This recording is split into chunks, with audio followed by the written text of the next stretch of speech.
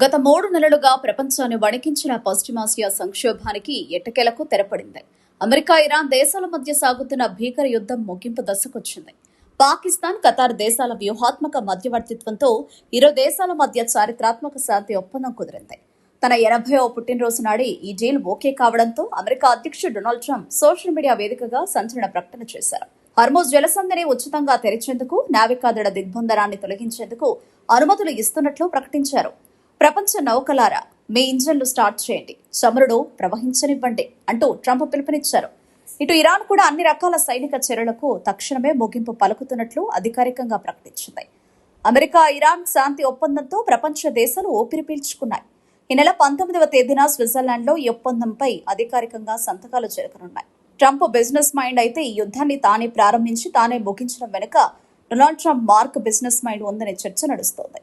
ఫిబ్రవరిలో ఇరాన్ అణు కార్యక్రమాలను అణచడానికి అమెరికా యుద్ధాన్ని ప్రారంభించినప్పటికీ యుద్ధం సుదీర్ఘంగా సాగితే చమురు ధరలు పెరిగి అమెరికా ఆర్థిక వ్యవస్థ దెబ్బతింటుందని ట్రంప్ గ్రహించారు. అందుకే ఇరాన్ను లొంగ తీసుకుని తమకు అనుకూలమైన షరతులతో ఈ డీల్ కుదుర్చుకున్నారు. ఇరాన్ డిప్యూటీ విదేశాంగ మంత్రి కాజిం గరీబాబాదీ కూడా ఈ ఒప్పందాన్ని ధృవీకరించారు. అన్ని రకాల సైనిక చర్యలకు తక్షణమే ముగింపు పలికినట్లు ప్రకటించారు. అయితే ఇరాన్ ఆర్మీ స్టేట్ మీడియా ద్వారా స్పందిస్తూ తాము అమెరికా, ఇజ్రాయెల్ను లొంగ తీసుకున్నామని తమ దేశీయ సెంటిమెంట్ ను సంతృప్తి పరుచుకునేలా ప్రకటనలు చేసింది. ఈ యుద్ధ విరమణ వార్తలతో అంతర్జాతీయ మార్కెట్లో చమురు ధరలు ఒక్కసారిగా కుప్పకూలాయి. బ్రెంట్ క్రూడ్ ధర బ్యారెల్కు 4.1% తగ్గి $83.75 పడిపోగా WTI క్రూడ్ ధర $80.87 చేరింది. మార్చి నెల తర్వాత చమురు ధరలు ఇంత కనిష్ట స్థాయికి పడిపోవడం ఇదే మొదటిసారి. చమురు ధరలు తగ్గడంతో భారత్, చైనా వంటి దిగుమతి దేశాలతో పాటు యూరప్, ఆసియా దేశాలు ఈ నిర్ణయాన్ని తీవ్రంగా స్వాగతించాయి. మరోవైపు గ్లోబల్ మార్కెట్లు యుద్ధ విరమణ వార్తలతో పండుగ చేసుకుంటున్నాయి.